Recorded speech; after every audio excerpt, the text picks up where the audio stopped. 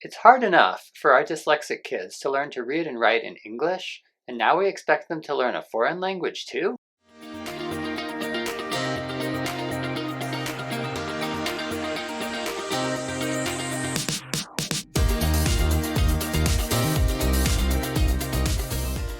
Hey everyone, we're Nick and Sonia, and this is Dyslexia Journey, where we discuss issues to help you support the dyslexic kid in your life. All right, today we're talking about learning foreign languages as a dyslexic. And this is kind of a hot topic. We've had several requests to discuss it on the show, so today we're tackling it. We don't have all the answers. Well, we never have all the answers, but today especially, I feel like we're just delving into this topic. There's a lot to discuss. It's a tricky subject, so anyways, let's dive in. So we obviously are based in the United States, and here in the United States, learning a foreign language is generally required in high school. It's often required in middle school as well, and it is a university entrance requirement for most universities as well. And so I think it's something that, as parents of dyslexic kids, that we are in the U.S. at least, that we're going to face. And also for people who grow up outside the U.S. with English not as their native language, I think most people are required to learn English or another foreign language in school as well. And also for many kids growing up in the U.S., English is not their native language. There's many native Spanish speakers and other speakers of other languages natively who, for them, English in school is already a second language. And so for dyslexic kids who whether their native language is English in the US and now they're learning a foreign language for the first time, or whether their native language is Spanish or another language and they've already learned English and now we're expecting them to learn perhaps a third language in middle school and high school, this can be especially challenging and intimidating for dyslexic kids. We'll get into some of the reasons why, but it's something I think that both the kids themselves worry about and also as parents that we worry about as well, because we spend so much time helping them with remediation just in English. It's really almost overwhelming to contemplate trying to help them learn a foreign language as well. And as we dive in here, just a couple caveats. One is that, we actually, even though we're going to dive into this and try to take a critical eye looking at it, we do really see the value in foreign language learning, Definitely. like as a whole. So we're not trying to say that it's unimportant or shouldn't be valued. Mm-hmm. We very much think that it's important, partly for the sort of cultural aspects that often go along with it, where you learn often about another culture at the same time. Mm-hmm. But that even applies to language. Like some of the things you learn when you learn a foreign language show some of the nuances, even of just of thinking in different cultures, for example.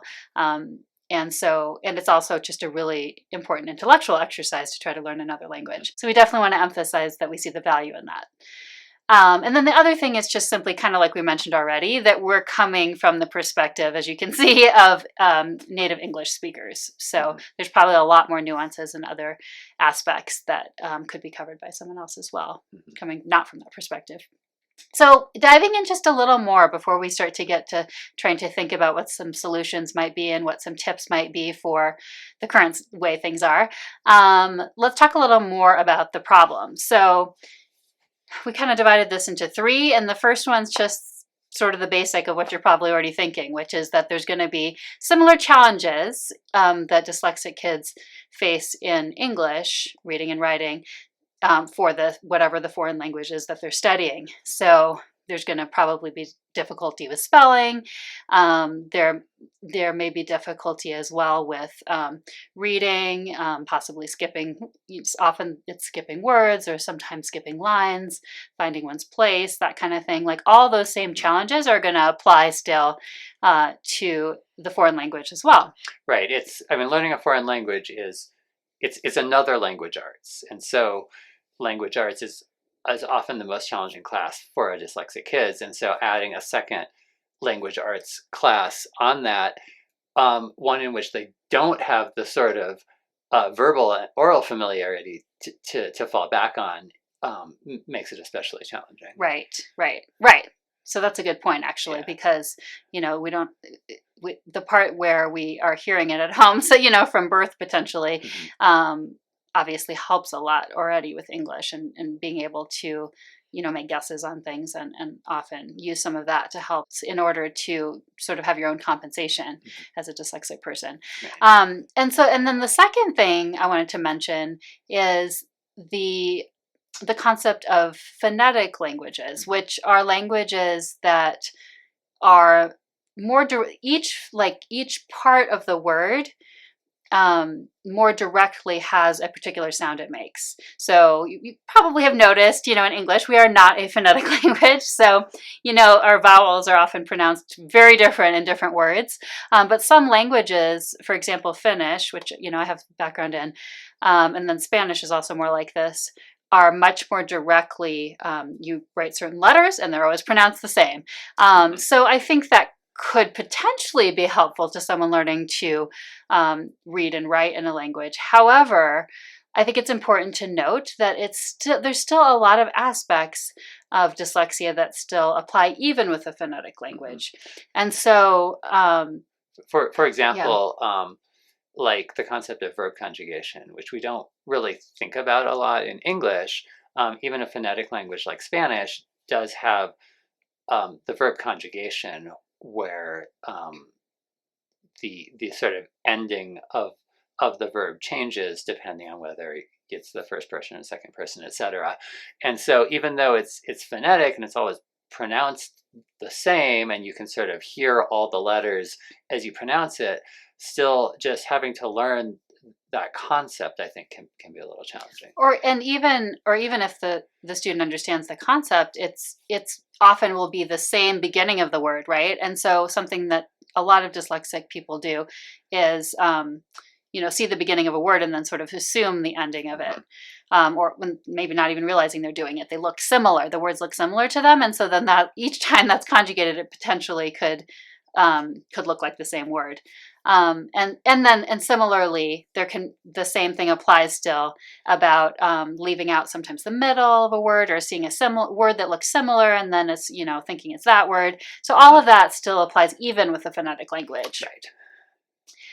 And then let's see. Did you want to talk about sort of the opposite, the other kind of language kind of the situation? The other side of that is languages that have a lot of homophones, which are words that are pronounced the same but spelled differently. And so I think in sort of the Western language family, French is the classic example of this, where their spelling in French, I mean, we often joke that in French you sort of don't pronounce the second half of the word, like the sort of in the verb conjugations, you can't often hear the difference, but it's spelled differently.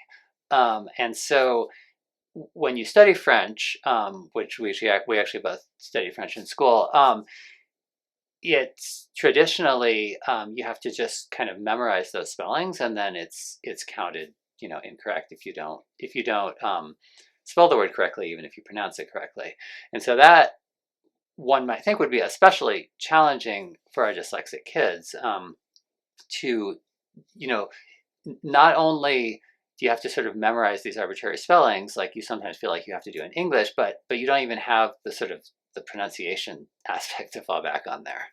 Okay, so I think that kind of encapsulates some of the problems that we see that our dyslexic kids might face around studying foreign languages.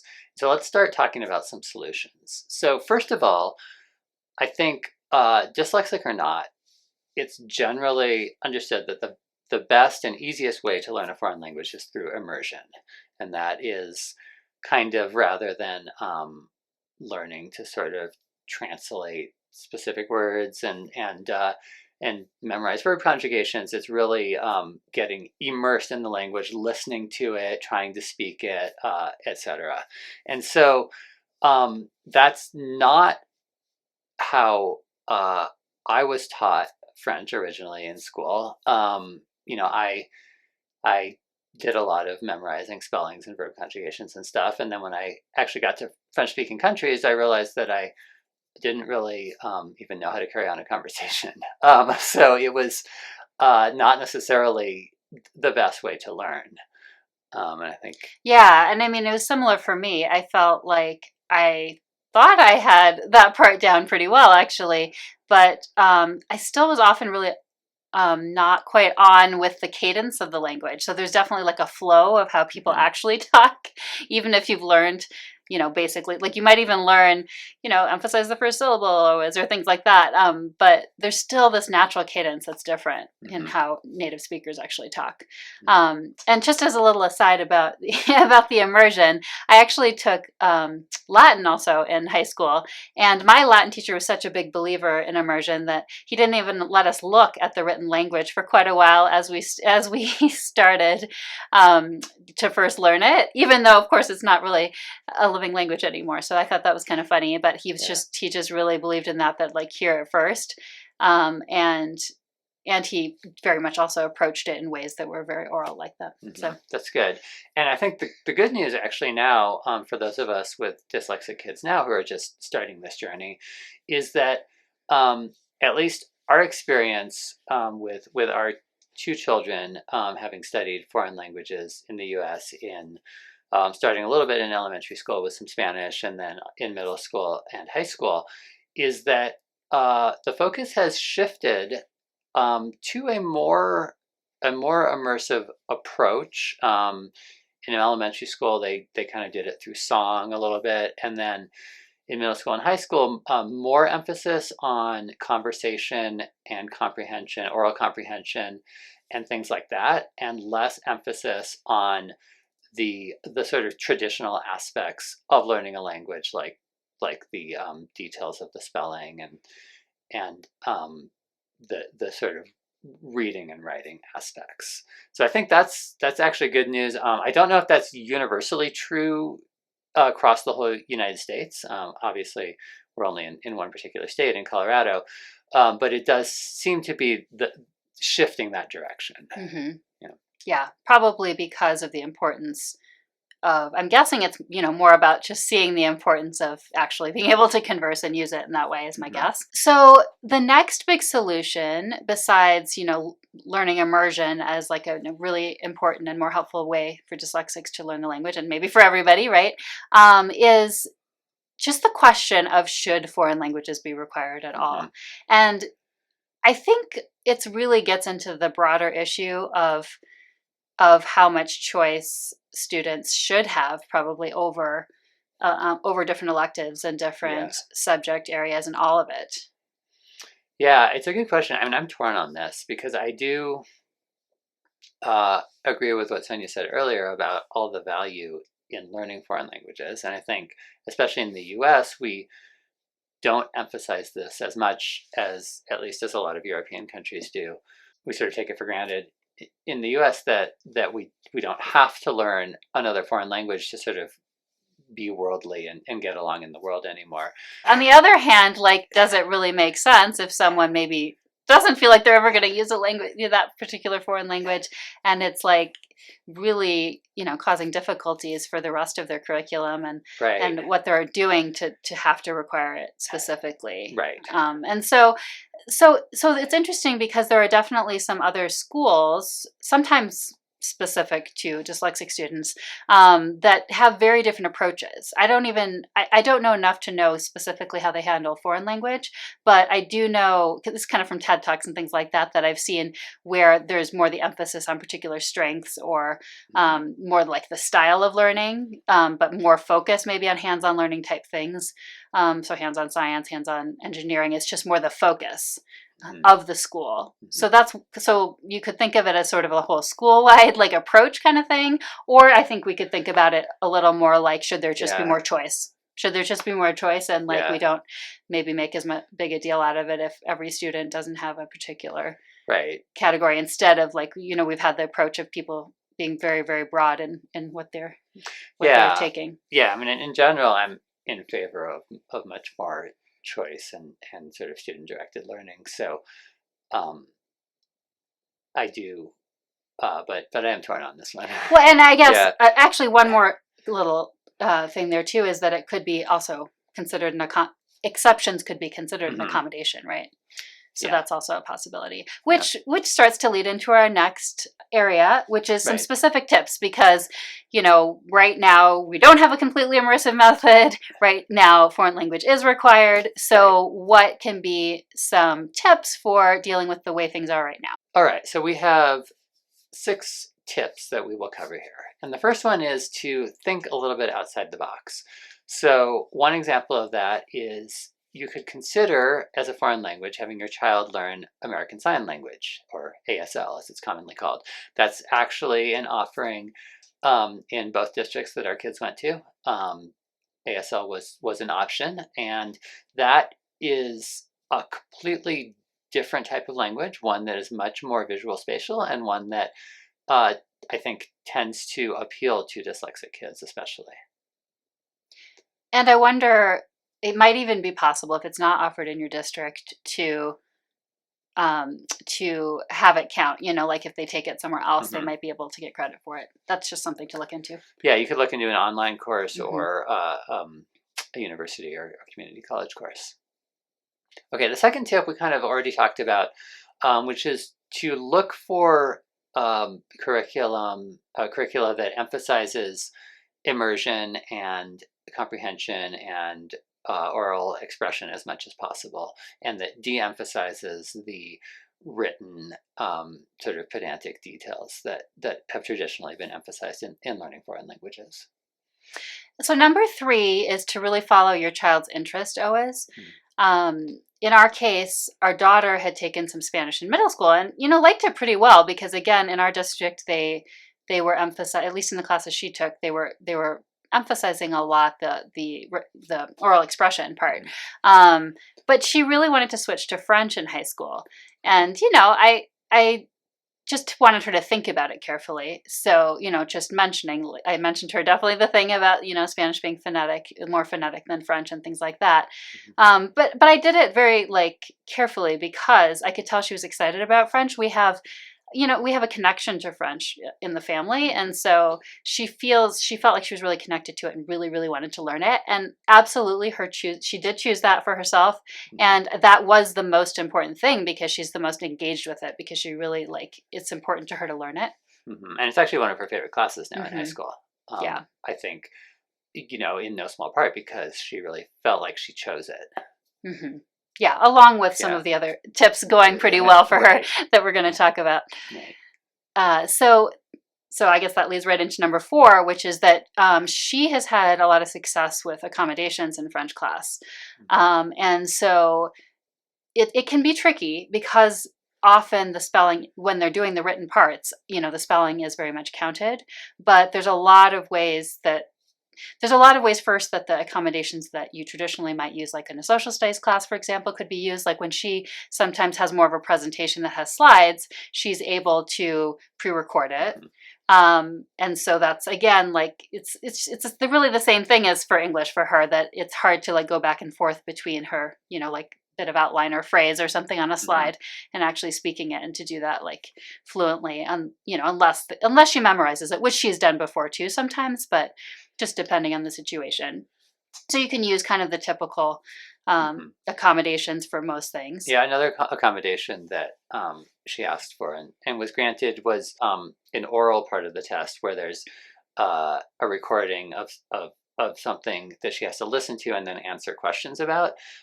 She was given extra time to be able to read those questions ahead of time, because it was very difficult for her to process reading the questions and listening to the person speaking simultaneously. Right. And then in her case, spelling hasn't been as much emphasized, but I even think that, we can try to think outside the box for accommodations that could work, if a teacher was concerned about that. If a kid was making a lot of spelling errors, and, you could have them say out loud before the test the rules, maybe the conjugation rules, so that the teacher knew, okay, they know the conjugation rules, things like that.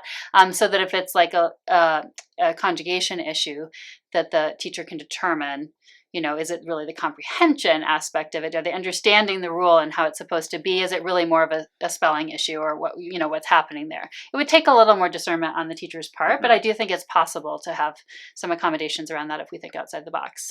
Right.